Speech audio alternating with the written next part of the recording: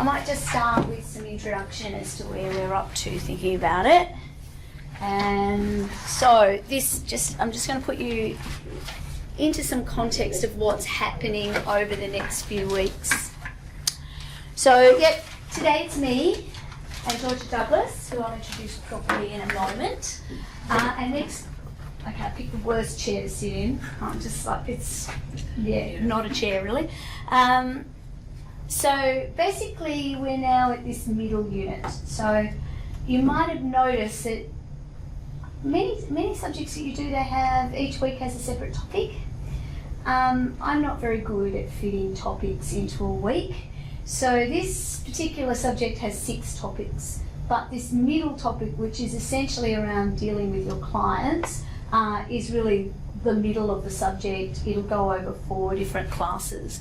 And so what we're going to do is start topic 3 today, this idea of finding, minding, greeting, dealing with clients, understanding a little bit about what our retainer obligations are, understanding an overview of what the duties are that lawyers have to their clients. And we're lucky enough to have Georgia Douglas come and join us to talk about some of these perspectives from point of view of working at the bar. So I'll get to her really quickly. I'll just give you an overview to get started. So this is week 5, isn't it? Are we in week 5 or because so I'm thinking next week is the last week before the break. I just said this is the last week before the break. Wishful thinking. Next week you'll have Adam Fletcher back again, and he'll be looking at an overview of the fiduciary duties. So in particular there you'll be talking about confidential information duties and privilege. But we'll touch at some level, I suspect, on those today. In week 7, Dan will be back, and you should at that point be moving on to conflicts of interest. Now, I think you'll learn and see very quickly that confidential information and privilege are just two ways of having a conflict of interest, in a sense. So we'll talk about that in a broader sense. And then in weeks 8 and 9, you'll continue on. I've put confidentiality in the overview of fiduciary duties. I'm obviously speaking from my memory instead of reading the slide. This is why the slides are useful. Confidentiality and legal professional privilege will fall out of conflicts of interest. That does make more sense as I say it out loud. And you'll finish off talking about financial arrangements with your clients.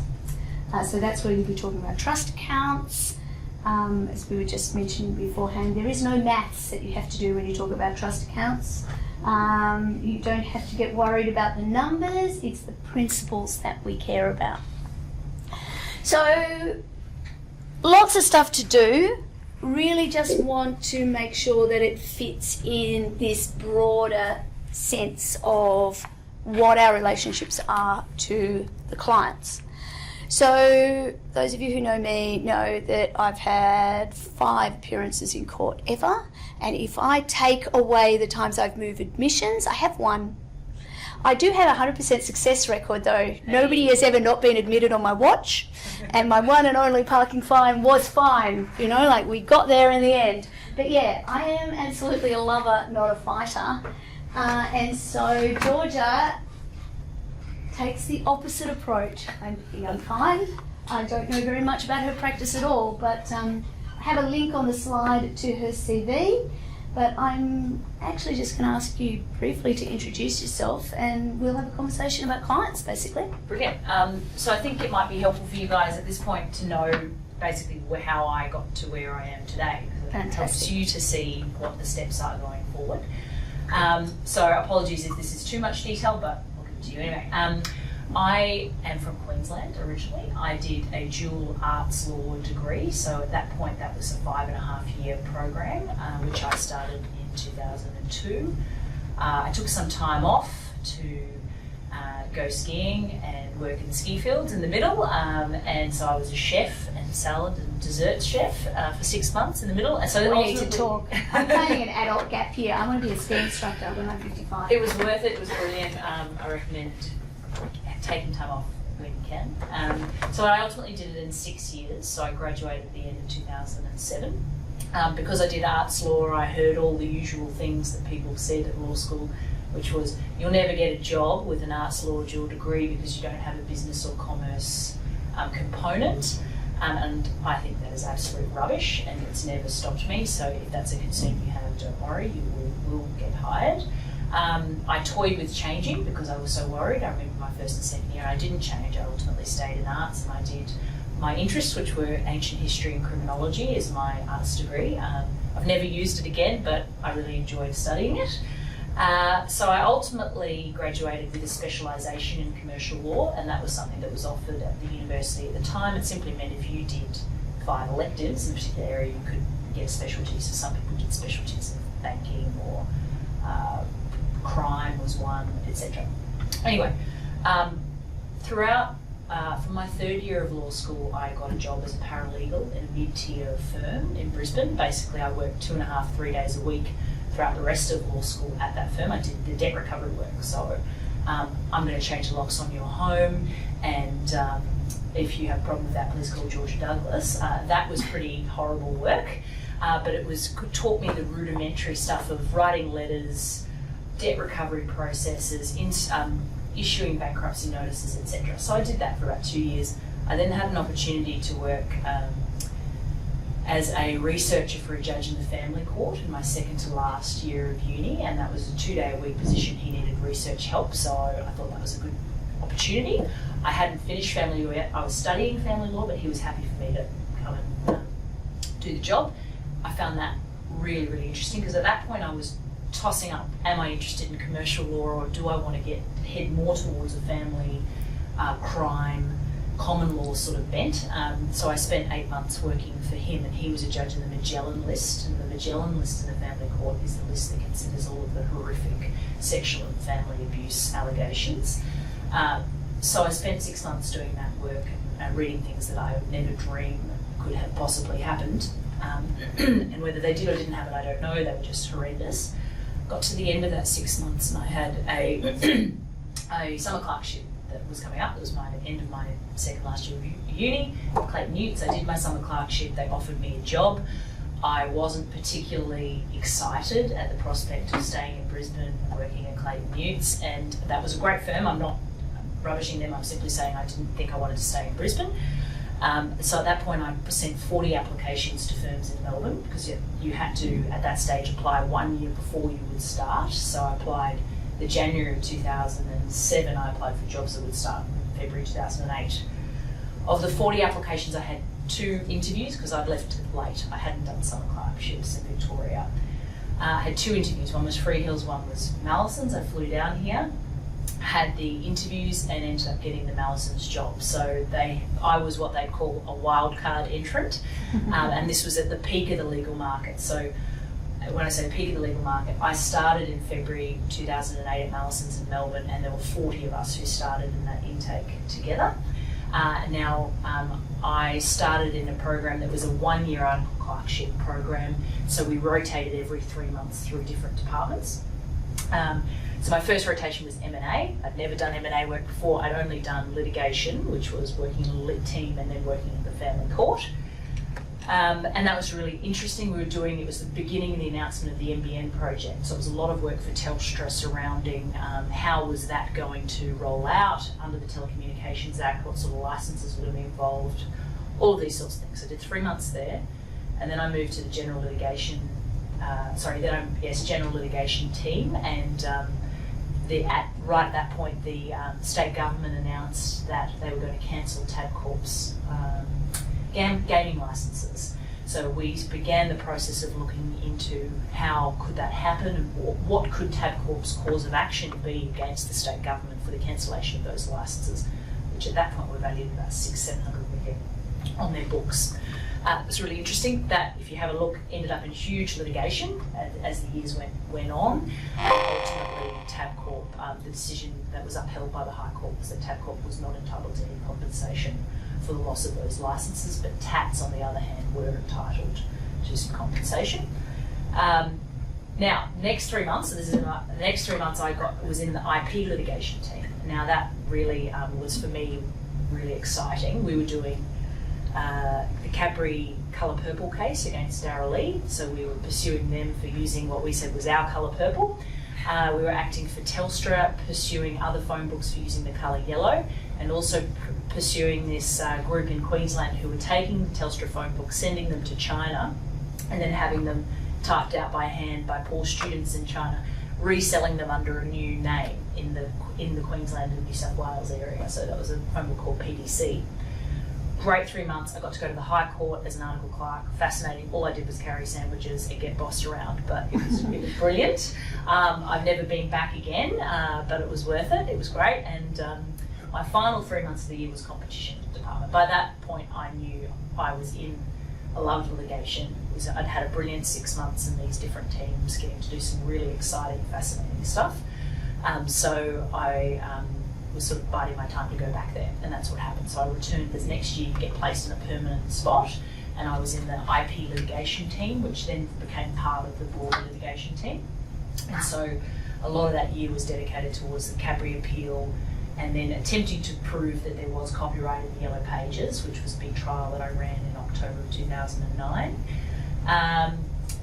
We lost. We didn't get, so ultimately Justice Gordon, we knew we'd lost from day one when she said to us, "Do I even need to hear any evidence?" And I thought, oh, I think we're in trouble. She doesn't want to read our 80 affidavits, trying to show her how interesting the process of collating a phone book is and all of the creative effort that went into it. She wasn't convinced. So anyway, after a month's trial, that one ended, but I had sort of gotten to a point at the end of my second year of Mallesons where I knew, and I'd always known I wanted to go to the bar. And the big issue that I had, because I was only 23 when I started at Mallesons, was I thought I needed to wait longer, and I thought I needed a few more grey hairs on my side before I could do that. Having spent the 2 years there, I realised I was learning a lot, but also that if I didn't go now, it would be very difficult to go when I was earning potentially a lot more, if I had kids, if I had a mortgage, etc. I knew that the risk was going to be greater if I waited another 8 years or so to go.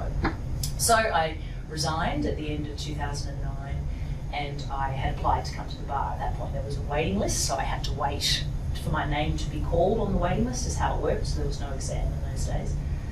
And at that point it was looking like I'd be waiting 1.5 to 2 years, so I thought I'll go and do my Masters in the middle, because one thing I'd say, and this is for anyone but specifically for women, whatever you can do, set yourself apart, get more qualifications, because don't give them any reason not to hire you. So I decided I would do my Masters, and that's what I did the following year.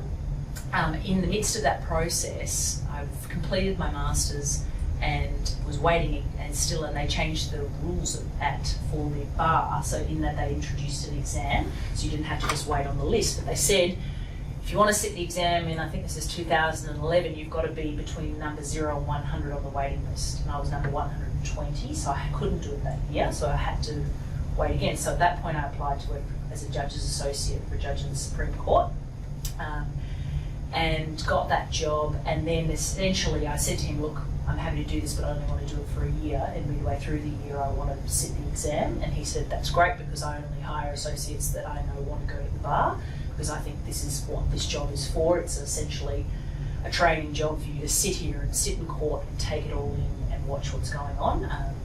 And if you wanted to stay any longer, then you could stay up to 18 months, but basically he encourages his associates to go to the bar, and that's the process. So that was a brilliant year. 2012 I worked for, that was Justice Dixon. Now he is now the head of the major torts list in Melbourne, which means that he gets to pick and choose and run all the fun defamation cases and hear all of those. But in that year that I was there with him, we did mainly common law. So what that means is it was trials that would sometimes go to a jury if they're personal injury matters. They'll more often go to a jury than not.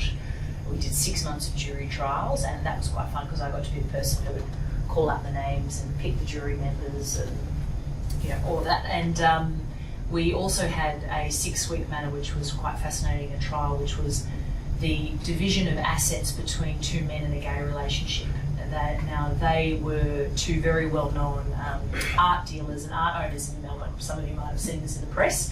The reason it was in the Supreme Court, Closely. yeah, so the reason it was in the Supreme Court, not the family court, is because they had filed the proceeding before homosexual relationships were in the jurisdiction of the family court, and they had elected to remain in the Supreme Court. Now, the flow-on effect of that was that obviously you can't report on what goes on in a family court separation, but you can when it's in the Supreme Court, because there was no restricted publication orders or anything like that. So the press had a field day because one gentleman was the former head of art curation at the NGV, and the other one was a well-known South Yarra art dealer, and they were each accusing each other of tax fraud and all sorts of things.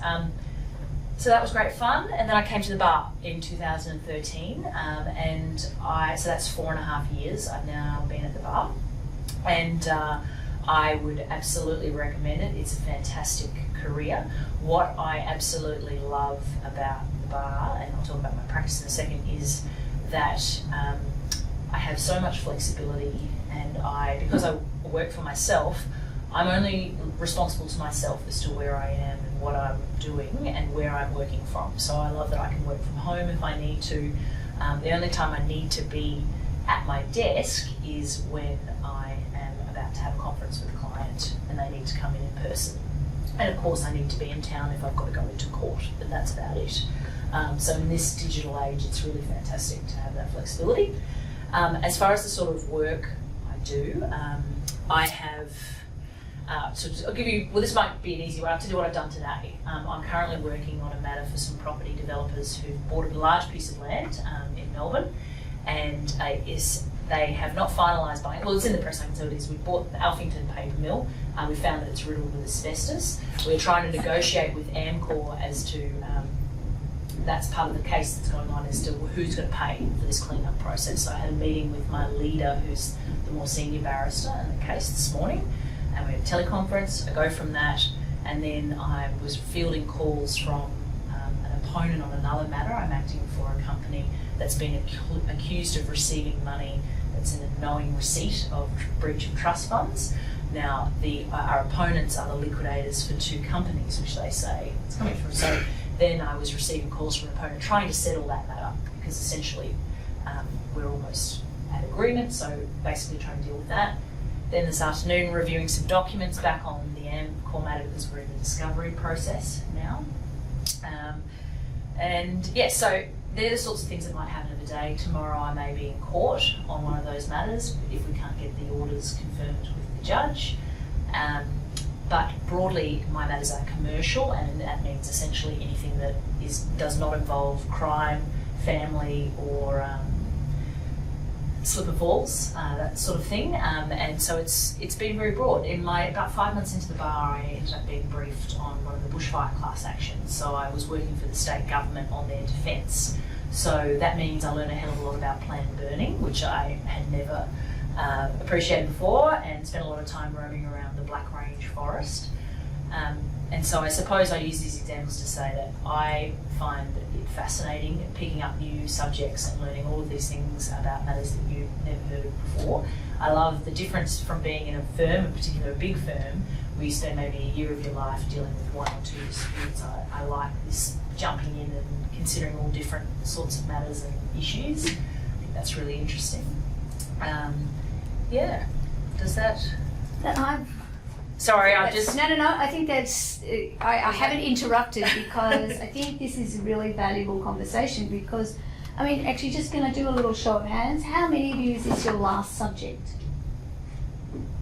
Oh, nobody. Nobody in the room anyway. So this is often one of the last subjects that people do, I've been there at the end, and, especially people finish up. Yeah. But you're more likely than not, or you should be, in the second half of your degree at least, that you're at this point. And students who are take this subject, because at the moment it's still an elective, yes, they're doing it because they want to get all 11 of Priestley 11, and that they want to have the option of practicing. Yes. So, and we were sort of having a conversation this beforehand, it's really easy to go through law degree just thinking about these different silos. It's Tuesday, so it must be a contract law problem. Yeah. It's, it's Wednesday it must be equity. And not actually sort of seeing how, it's not easy to see how all these disparate pieces of the jigsaw puzzle fit together. So actually talking to different people who actually do it and get there in different ways, I personally think is really valuable. The question on notice that I said that, and I always ask this when I'm asking people to talk to students, is now you're at the bar, you sound like you're very happy at the bar. What's the one big piece of advice you would give Georgia when she was still at law school that you wish you'd had? Yeah, look, I think it's probably more about your first few years when you go into the profession. The one thing I would say to you is people may put a hell of a lot of expectation on you, and the thing you've got to remember is that you've got to look after your health. I've seen a lot of friends struggle through, and they come to think, oh, do I hate the law, because they might not be in a very happy environment. And I think I would say whatever you do, you need to look after yourself, and you need to attempt to keep a balance in your life, because it can be very easy for junior lawyers to be really worked beyond what is reasonable. So for me, that is what I wish I'd known, and what I wish I'd stuck to is making sure that you are physically active several times a week. Make sure you're looking after your sleep. This will all help you keep a level head and keep stress and anxiety down, basically. So I said, and also there's a lot of people who will tell you you can't do something. And a lot of people tell me at 24, 25, you're too young to go to the bar. That's not the case. If you want to do it, you can do it. So don't listen to people telling you that it's not possible, but you have to make active steps to make these things happen for yourself. That's what I would say. Yeah, I think that's really interesting. I think too, we model the behaviours we see. I actually meant to bring it in. I don't know if any of you have seen the current issue of the Law Institute Journal. I might send it along with Adam for you to have a look at next week. It's actually got this fold-out cover that's a bit, sort of reminiscent of Playboy, really, but it's got the 21 most senior women in the law on this cover. It's a fantastic photo. So, everything from the Chief Justices, Deans of Law Schools, senior barristers, so like Fiona McLeod and all the rest of it. And I love this photo because I just can't, I was admitted in 1989, so significantly prior to you, and I couldn't imagine the senior people in law looking like me. And the reality is they do look like me. They're all middle-class white Anglo-Saxon women. There's still a long way to go to get complete diversity in the profession, but I couldn't have imagined that when I started at that point in time. And I was really reflecting on that when I was at the ball, for a few of you that were there, the law school ball last Friday night, and thinking, those women, that's what we look like at law school. But I was in one of the first years where there were more than 50% women, but we were all white, Anglo-Saxon, middle-class types. And I'm thinking that, that's reflective of my law school cohort. What's going to be reflective of your law school cohort? I find that really exciting. But I've kind of digressed there because I'm thinking about that mental health piece and that looking after yourself and standing up for yourself. I think also about the behaviours that I saw I was in large firms too when I first went out. And, back in then, people were still smoking in your office. I had a partner who would blow smoke in my face every time he wanted to make a point. His main point he wanted to make was that he was more powerful than me, daily. And I must admit, I kind of just accepted that as being, I never questioned it because we saw that kind of behaviour all the time. And there are, quite frankly, I think a lot of really unhealthy behaviours in law still. And the a lot prevalence of emails in the modern culture can mean that you feel even if you do leave at 7 o'clock, which is not an unreasonable hour, you're still working after that and you're still expected to answer. And so there have to be ways that I think you draw some lines and that you, if you answer after certain hours, people will expect that you are going to answer. So just certain things you can sort of manage. So how would you do that? It depends on the... Yeah, I mean, you can obviously judge by the tone of emails whether you are expected to answer that immediately that night. And so I would encourage you to think critically about that and not assume that you're required to respond. just because it's been sent to you and it's 8 o'clock. But it is night, interesting, that comment, even as though carries with it the assumption you're going to read it anyway to make a judgment call at that point. You know, and they are at some levels quite unhealthy behaviours. And I know when I was a partner in a law school, I would say, in law school, I want to be a partner in a law school so I can have the kind of power that I had in a law firm that I do here. But I would set really quite clear rules with people who work for me. It's just actually, but it's easy when you're senior. If you really need me, if your call is that you need to speak to me after about 6:30 at night, you have to pick up the phone and call me. Do not assume I am going to read your email. Do not assume I am going to read your text. And similarly, if I send something to you, assume that if I really need you, I will call you. Otherwise, I'm banking it up. But in the end, actually, too, again, because the more senior you are, the more power you have in that environment, and people do react to it. I ended up actually having to set things up. So I'd send an email when I thought about it, but I just had them sit in a holding pattern in my, so that they didn't actually go until 8 o'clock the next morning, because otherwise people are getting emails when I think it's something at 2 o'clock in the morning, and I'm hurting them, which is not what I want to do. But it is, there are lots of unhealthy habits in the profession, and largely there are a lot of senior people who have never had particularly good work habits modelled to them. You don't get to be important in a law firm because you're a good manager. Professional management is not something that law firms are familiar with. You get to be, well, how do you think you get to be important at a law firm? Money. You make the most money. So how do you make the most money? Assuming you, how do you make the most money?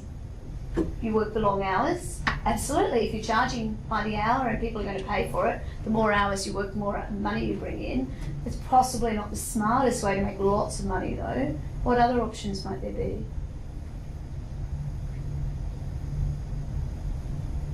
You bring the clients to the firm. So this is that expression I had earlier, find a mind a grinder. It's kind of an old-fashioned way of thinking about it, but the 3 kinds of bodies in a law firm. The bodies who find the clients, who bring them in, who have that relationship, that mean that the firms are going to have clients who are going to repeatedly do business. In a barrister's sense, that's really relationships largely with law firms, isn't it? Yeah, it's what does that look like? So it's a really interesting thing when you're at the bar, because people say, where does your work come from? And I have found at this point that probably I would say the good work and the bulk of it comes from more senior barristers needing a hand on matters, and it's that personal recommendation when they turn to their client and they say, this matter's enormous, I need help, and I want it to be Georgie Douglas who helps me. It's those briefs that have ended up being a lot of work and really big interesting matters, and that's like the bushfire matter, that's like this Amcor matter I'm doing at the moment. So that's interesting, but then you can't rely on that alone, because you have to be out there developing your own client contacts. For a lot of junior barristers, that's a difficult thing, because as lawyers we study to be technical people, we don't study to be real estate agents or marketing people. I always joke that that's my real estate agent shot, and yes, there is what's the word? They have doctored the photo, and that's what you've got to do. You've got to jazz yourself up, and it's embarrassing, but that's what they say to us at the bar. I don't think it's embarrassing. I think it's well, I just joke that it looks like I'm going to sell a used car, but but it looks like we would buy it from you too, so that's I'm going to be such a nice person to talk to about your dispute, but you've got to do these things. You've got to write the right articles. You've got to go out there and be present, which is that finder role. So at the moment, the way you're describing yourself, the senior barristers you know are finding, they've got the relationship. For some, you're either minding or grinding, depending on how we define that. I mean, often that's what junior lawyers are doing in firms as well, is making themselves invaluable to the partner or the director, depending on how, who knows that if their work is put in your direction, that it's going to be looked after properly, that they can get on with maintaining relationships, having the high level, all the rest of it. And that tends to be when you're more junior. and it's very unkind to call it this, and this is not a science, by the way, this is just colloquial, but it's talking about the realities of the firms. The grinding is the, working 5 till 9, getting the work done, making sure that it's done right, making sure people can find it, making sure the references are all together, responding to all of the questions. The minding tends to be a more strategic role, understanding what all of the grinders are doing and what the finder needs. And I know it is unfair to categorise it in that way, but I think it's also, you need to think about the law as business, which is what we started doing last time. To think about what it actually means to deliver the work. And one of the things I asked you to do last week is to start to think of, business plan you. What your unique service proposition is, what unique value you can add, whether it's in a law firm environment, whether it's at the bar, whether it's in what kind of environment that you want to work in, to start thinking about that and thinking who the stakeholders are that matter to you. Because it's easy for us to go directly to Georgia works at the bar, so her clients are the people she represents. But when we think about it more strategically, the important stakeholders include the senior barristers that are sending the most interesting work in her direction, while she develops then a reputation that means it comes directly to her, is what we hope for and expect. Yeah, well, it's an interesting sort of a balance, because I have friends who have quite different sort of practices where their work predominantly is a lot of smaller matters that they are generating themselves, rather than, say, I might have like 4 or 5 active smaller matters, but then 2 big ones going at once. So people establish very different balances in their practices. So there's no right way of doing it, but there's ways that work for different people. So that's what I'd say. But I mean, I was just thinking about interactions with clients. I know I wanted to think about some ethical. Well, one of the things that we are talking about today is I'm starting off with this idea of the duty of loyalty. So one of the things I want to talk about is not only where we find clients from, but when we accept, how we accept a client relationship, and also the circumstances in which we can reject them. And the situation is quite different for barristers than it is for solicitors. So I like to talk about the nitty-gritty stuff if we can. I mean, it's look, at the end of the day, an ethical issue is never a choice between 2 possible rights. We don't have an ethical issue if there's good and awesome to choose between. Ethical issues are always at one level a choice between 2 wrongs or 2 bad results. And so I want to go straight to dealing with the clients we don't like, the kinds of clients that you were reading about in those files when you were working for the family court judge. Okay, yeah. If that's our choice of client, or if that's our circumstance. So tell me what you know about the rules already. Do I have to accept any of you as my client if you come to me looking for legal advice? As a solicitor? No. So I can reject you all. Yes. I probably would have to, by the way, anyway, because I'm pretty sure there'd be a conflict of interest, but we can talk about that later. But Georgia, on the other hand? No. So I wanted to talk a little bit about the cab rank rule and how it works, and if you've got some real life I love some nitty-gritty examples near them.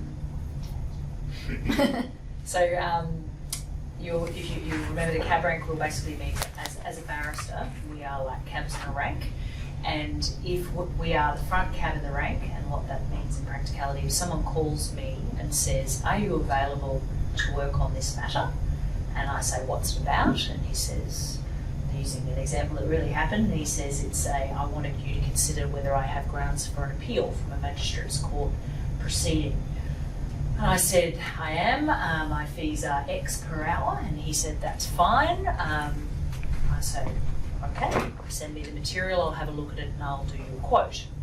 Now in that circumstance, the requirement of the cab rank rule is that you're available and that they are willing to pay your fee. Now, in that circumstance, it's not completely finalised because I haven't given him a final disclosure, but I've told him my hourly fee, and then I'll send him then a summary.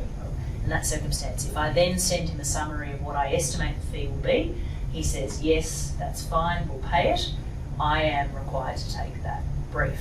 Now, this happened to me last year, and the gentleman on the phone I didn't know, he gave me a name very quickly, and I put it at the back of my mind. He told me the details.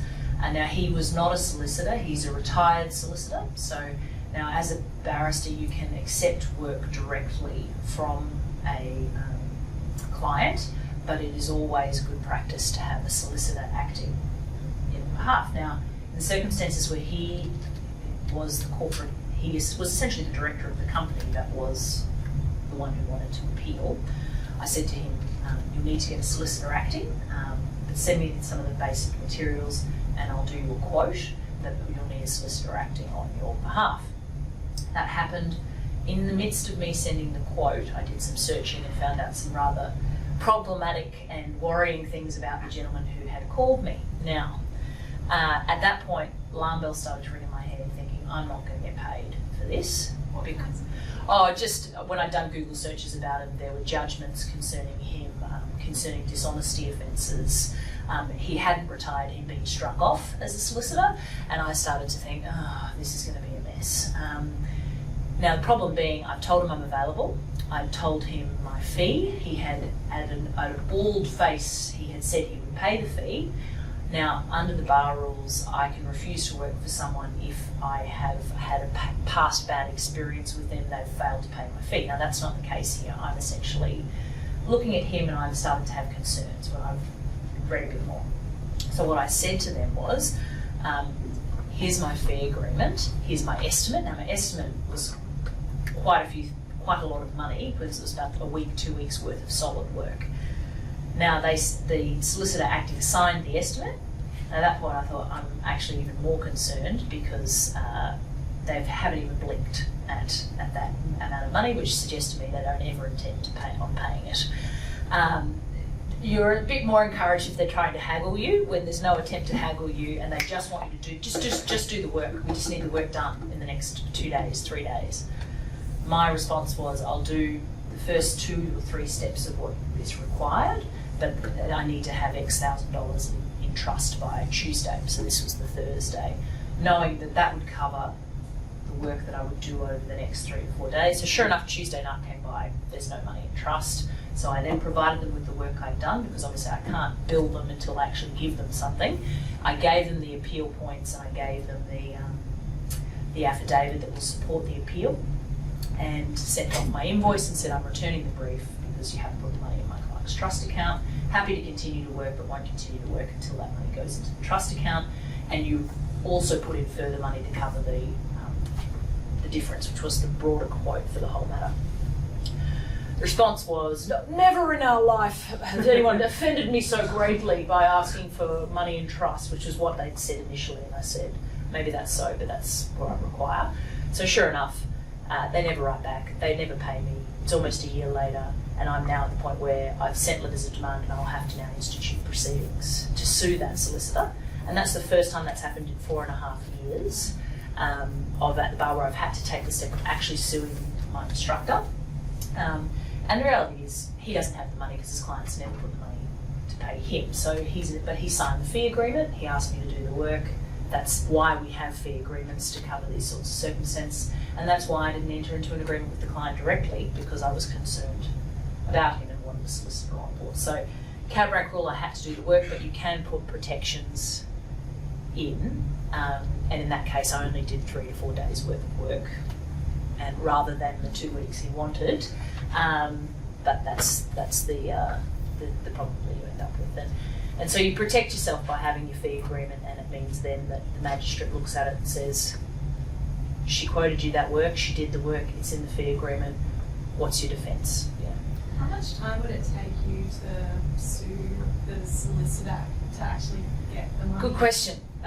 So I've done letters of demand, that's gone on, and they've said various reasons they want it anyway. But and then instituting proceedings. In all all up, there's solicitors who will help us do it for the costs that you're allowed in court. So effectively, there's a set fee. So because it's a certain sum, the Magistrates Court will only ever allow you to get costs for like $1,500, $1,800. So some solicitors will charge just that. So that's called like, they'll just charge you cost for the work. But it's more that it's just a complete waste of your time. And some of them will rely on that because they know that and they've got what they need.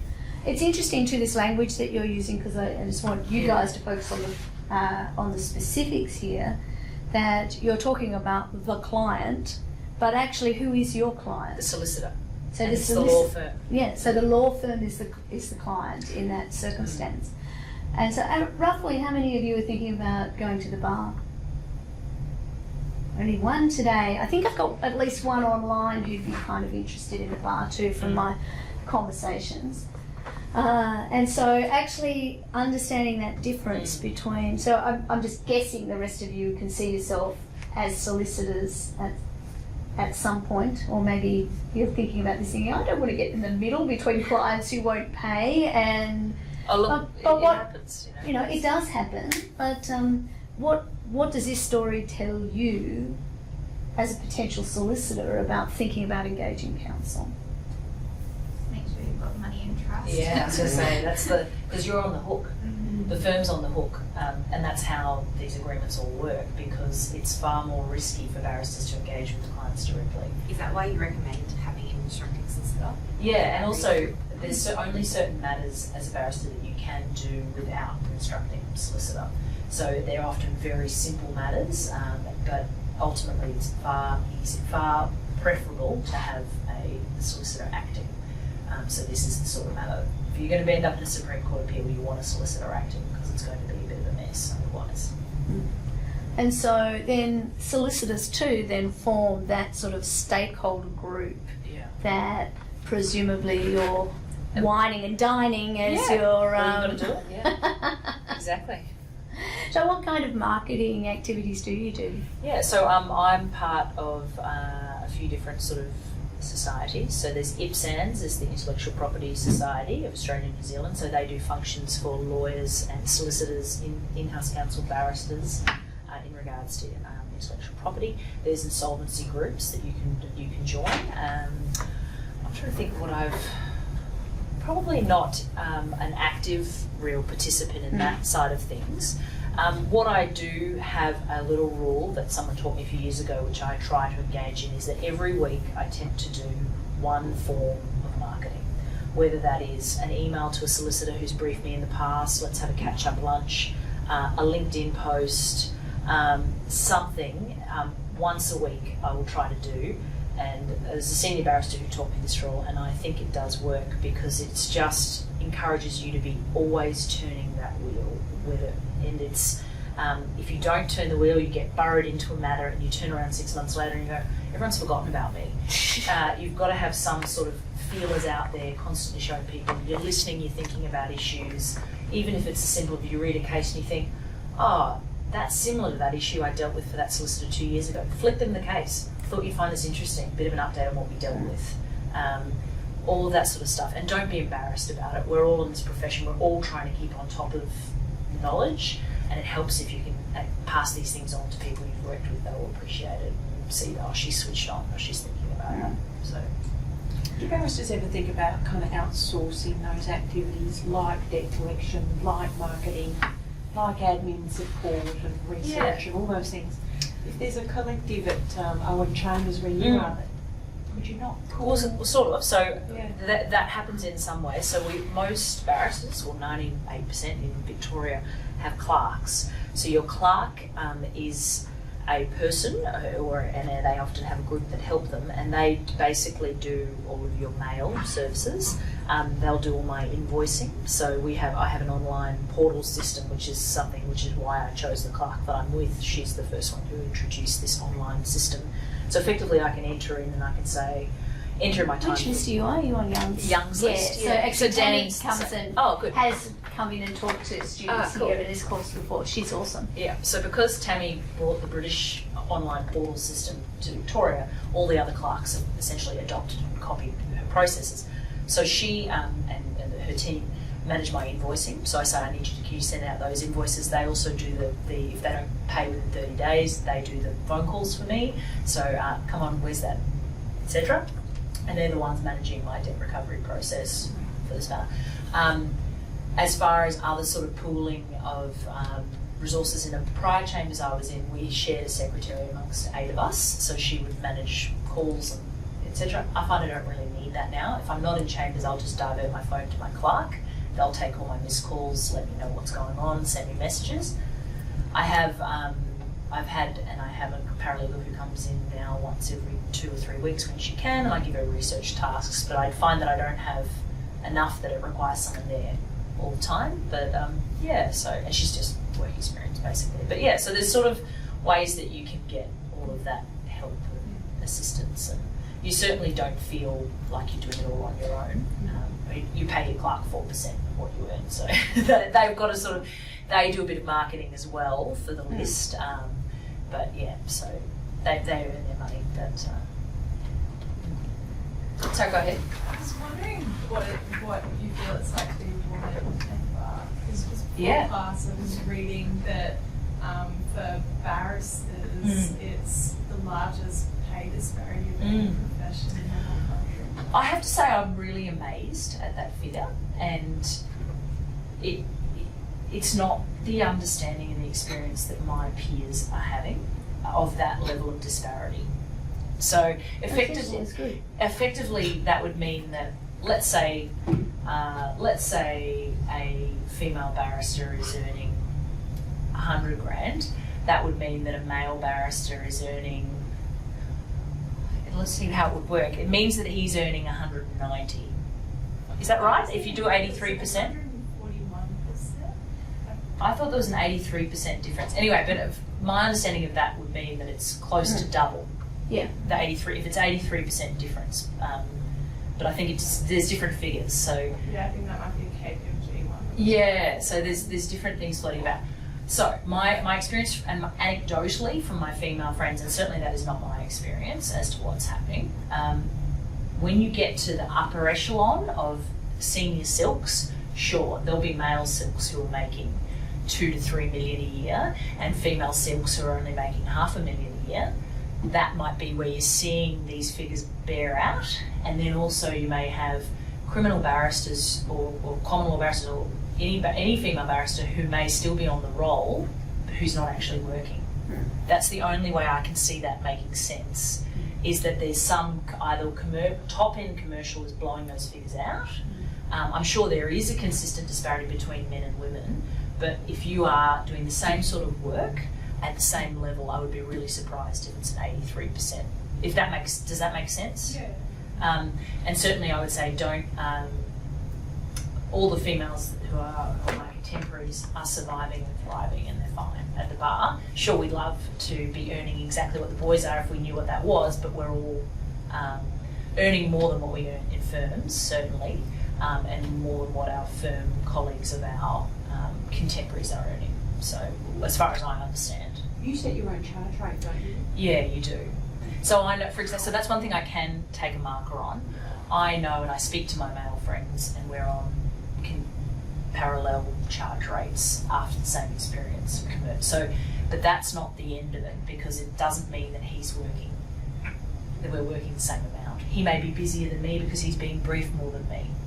So that's the next layer that is much harder to get a marker on, and that's where you may be aware, which is of something which is called the equitable briefing policy. And now the ComBar, which is the Commercial Bar Association of Victoria, started this idea, which was getting a lot of the top firms and the judges around the round table and said, what can we do to get more women appearing in commercial matters?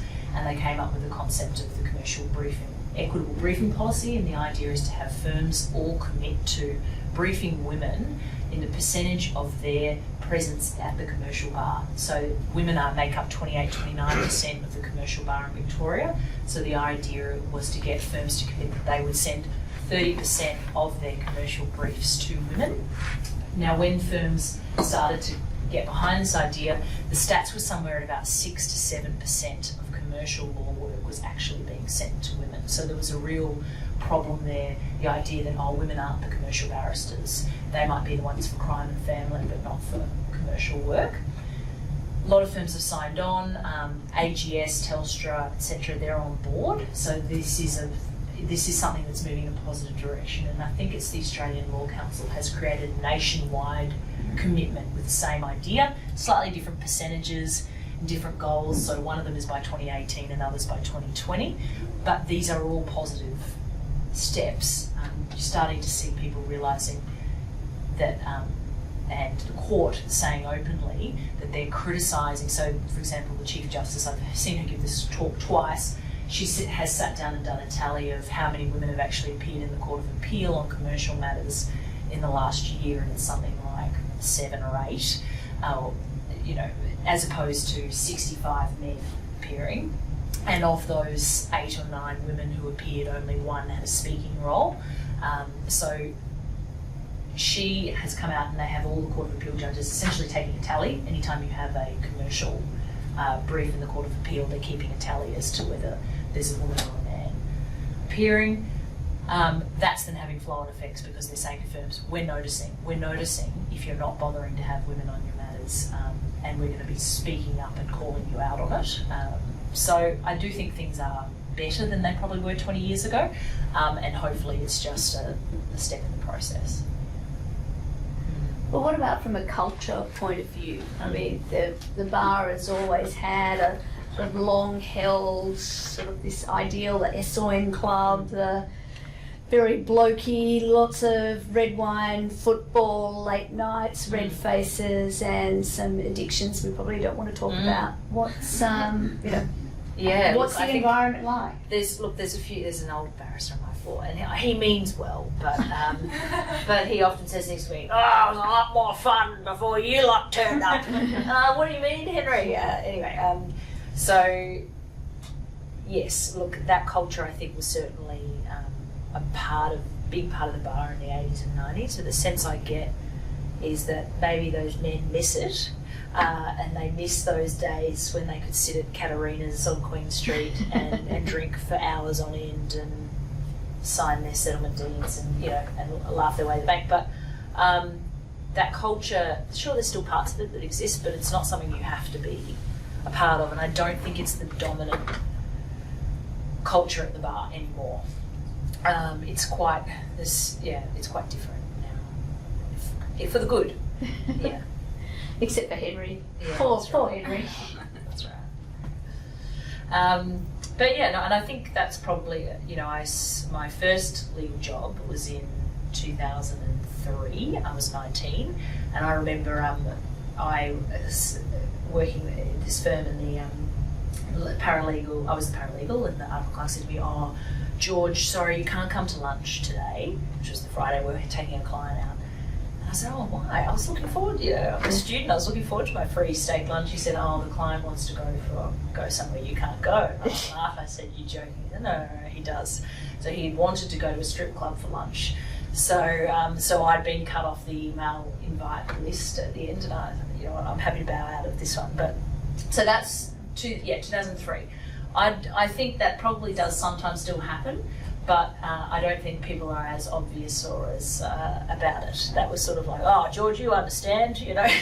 The partner who used to blow smoke in my face, he used to think that was hilarious when we'd have all these Japanese clients and we'd go out to take them out to dinner somewhere, and next thing you know, there were 2 things he would do. One is the strip club, and the other was the still alive lobster sashimi. And I'm not sure which was worse. Like, I just like both of them. And yeah. As long as they went in the same place, that's right. There was basically a topless bar that had the still alive sashimi, but that's just, to me, that was more about somebody exerting power, basically. Somebody who obviously had a very small ego who really needed to share, to show people how powerful he was in the circumstance. And it's probably a very politically incorrect thing to say, but the reality is he picked a victim that wasn't going to be fazed by that. Like Yeah. I could deal with that. That doesn't mean that I absolve that behaviour in any Yeah. way, or that I think that anybody who wasn't able to Teflon it off the way I was is weak in any way either. I definitely don't want to imply that. It's just sometimes, you know, I come from a long line of bogan and I was basically able to deal with it. So I was fine, but it's, you know, it does make me question what happened. Can I actually turn something you said around earlier, just change the subject entirely. So you were talking about some of the concerns that you had early on, thinking I might be too young for this. Yeah.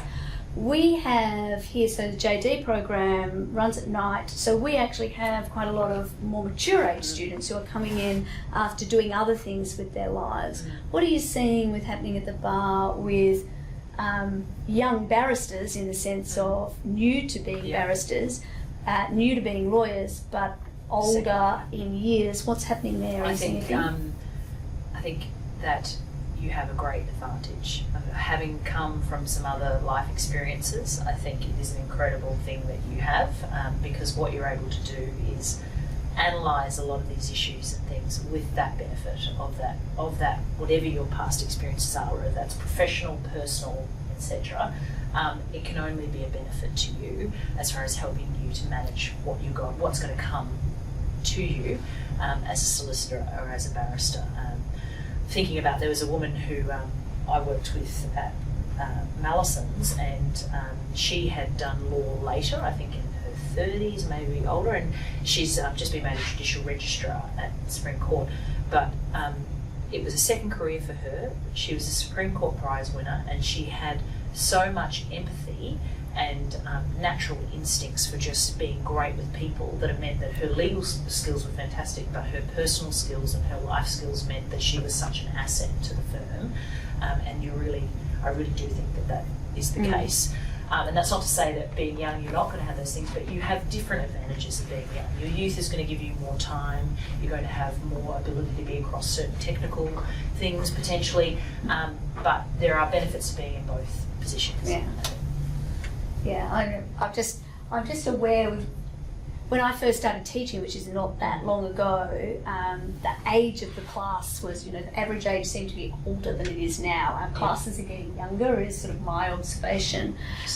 But you know, and I love you all, don't get me wrong, but I have particularly enjoyed working with some of the more mature students who are coming to it from a different background, because I have no doubt. I've got to had to spend my whole life with lawyers, right? Yeah. So it's really nice for me to spend time with other people. So I was just going to say, I think I should have probably done it a bit later. I was 17 my first year in law school, because in Queensland, when you graduated at that point, I was at the end of October, maybe, so I was effectively 17 the entire first year of law school, and I'm sure I should have done it a bit older. I would have probably taken and appreciated things a bit more, but this yeah, is why I want to have a gap year when I'm 55. Can't you imagine me picking up little kids from the magic carpet? I am absolutely dead set on this like ski holiday when I'm 55. You're not interested in around this. Australia. No, I don't want to. I've got grey hair. I don't want to be a grey warrior. I want to be a ski instructor. I want to do a gap year properly. I want to go and work at Club Med in Japan and enjoy myself. So, I'm just going to have a quick look to see if there's anything else on this big list of. I'm going to put some animation on the screen. This is kind of our big mud map of all of these different kind of sometimes conflicting duties that we have.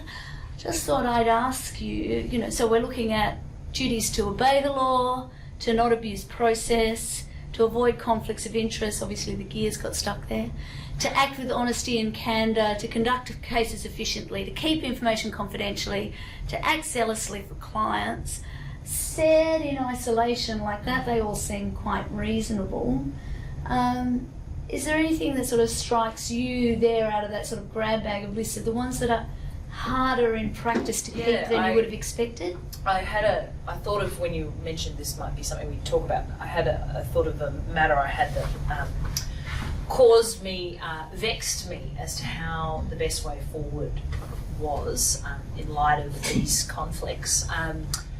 So we have a program at the bar which is called the Duty Barrister Scheme, and what that means, if you volunteer to be part of the Duty Barrister Scheme, effectively an email goes out each day saying there's a matter in the county court, someone needs assistance under the Duty Barrister Scheme, is anyone available? It's a man needs some advice about Section 128 evidence, which is evidence trying not to incriminate yourself, something like that. It'll be emails like that. We need something quickly.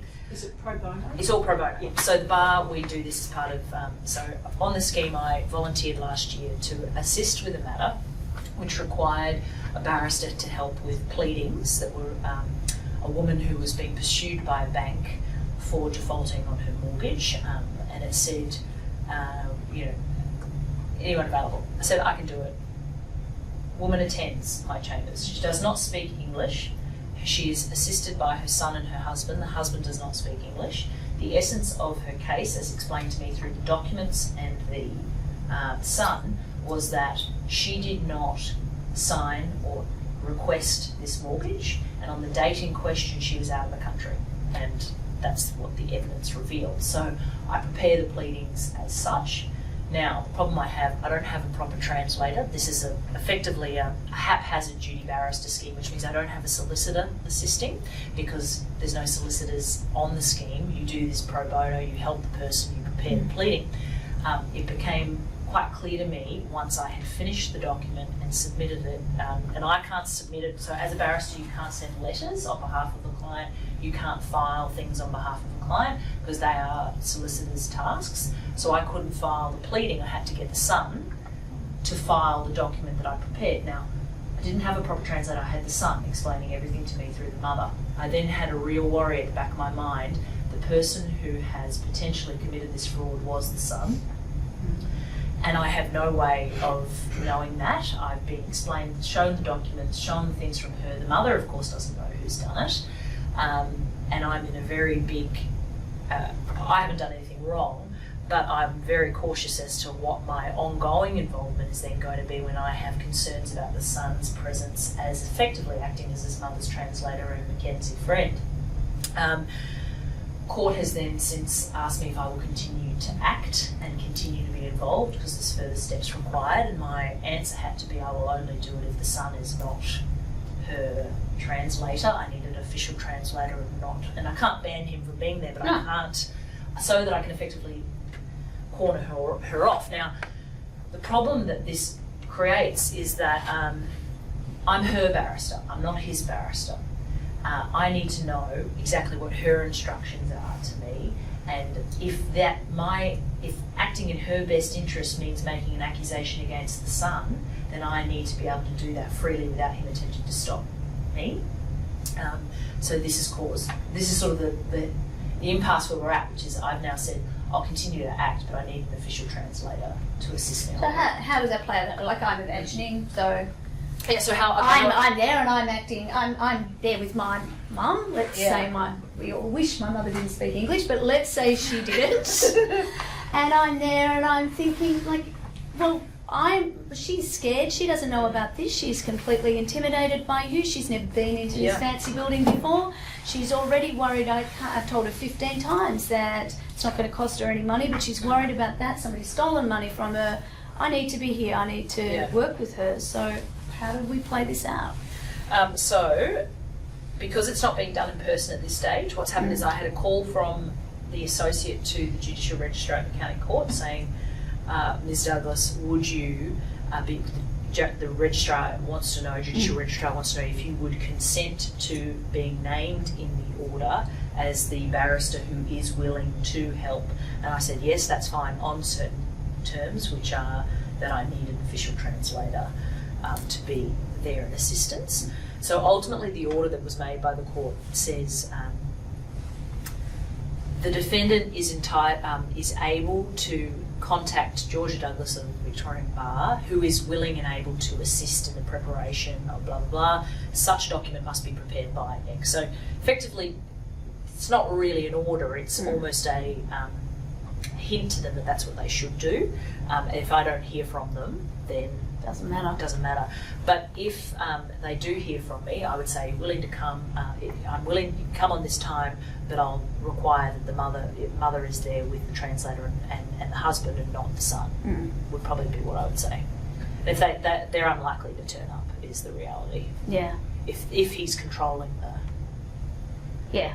Well, that's the thing. That'd be the first thing that sits behind. And this is another reason why mental health is such a big issue amongst lawyers too. Is we immediately go to the worst possible scenario. Like we and you're always immediately going, am I going to get sued? Am I going to get sued? Am I going to get sued? Am I going to get struck chances off? are the kids are ripping off the parents. We think about all of these possibilities and hopefully I'm wrong. Hopefully I'm wrong. But that's actually partly why we're also good at doing other jobs. So, just looking at the time, before we finish up, any other questions, concerns, criticisms, compliments? Might have a break before we go off and do some other things. So, So Georgia, just on behalf of the class. very nice. Catherine got you. thank you. On behalf of us, just to say thank you for coming and talking. It was really fascinating hearing about your approach and going to the bar and all your little stories. Oh, thank you. Especially when it's practical. And then I forgot to bring the actual gift. The Oh, actual there's an card. actual- I'll send no, it. that's I'll send the Good card luck down. with all your studies, and if you ever want to pick my brain or ask questions about the bar, please feel free to get in contact. I'm happy to discuss. And, Oh, thank you. That's great. No Thank problem. you. No problem. Thank you, Kat. Well, thank you so much. And we might take 15 minutes. And sorry, it'll get boring now. Thank you so much, Georgia. No problem. Really appreciate it. That was great. Actually, I'll turn this recording off and then we'll go on.